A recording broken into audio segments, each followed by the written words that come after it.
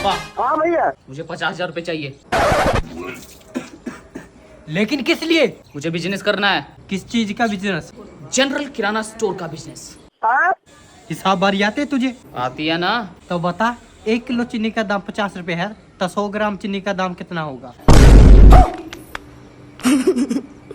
अरे उसके लिए तो मैं आदमी रख लूंगा, आप पहले पैसे तो दो। बे जा यहाँ से, मेरे पास पैसे नहीं है। कुछ करने जाऊं तो साथ नहीं देते और फिर बोलते हैं हमारा लड़का कुछ करता नहीं। अबे घंटा करेगा तुम्हारा लड़का।